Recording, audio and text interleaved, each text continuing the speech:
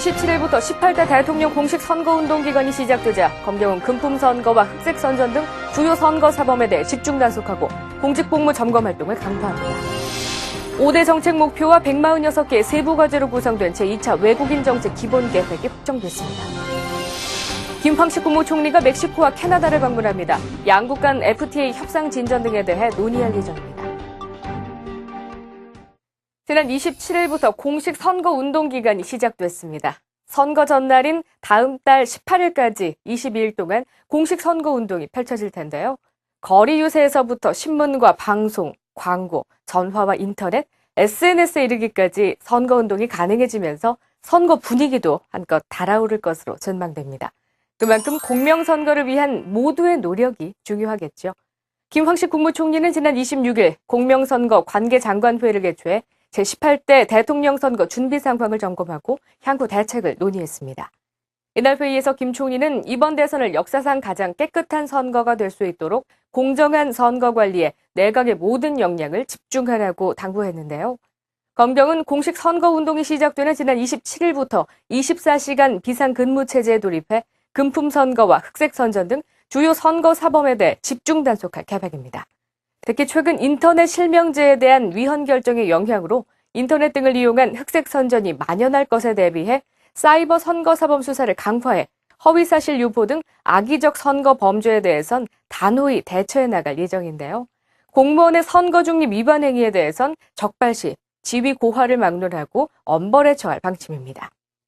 국민 여러분께서도 깨끗한 선거 실현을 위한 정부의 노력에 힘을 보태주시리라 믿어 의심치 않겠습니다. 다음 소식입니다. 국내 체류 외국인 150만 시대. 이렇게 점차 국내에 체류하는 외국인이 늘어나면서 덩달아 이에 따른 사회적 비용도 증가하고 있습니다. 김황식 국무총리는 지난 28일 외국인정책위원회를 열어 제2차 외국인정책 기본계획을 확정했습니다.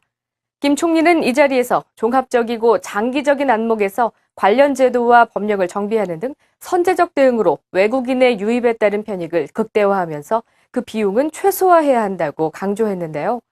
이날 확정된 2차 기본계획은 내년부터 2017년까지 5년간 정책 추진을 위한 새로운 계획인데요. 개방과 통합, 인권, 안전, 그리고 협력이란 5대 정책 목표와 146개 세부 과제로 구성되어 있습니다. 1차 기본계획이 인권과 다문화, 민원 편의 제공 등의 가치를 강조했다면 2차 기본계획은 국가 주권과 국가 정체성, 질서와 안전 등을 강조하는 국민인식을 반영했습니다. 외국인 정책은 정책 대상이 다양하고 정책의 전달 체계가 복잡한 게 특징인데요. 정부는 범정부 차원의 긴밀한 협조를 통해 이번 기본 계획을 바탕으로 내년도 시행 계획을 마련할 계획입니다. 다음 뉴스입니다.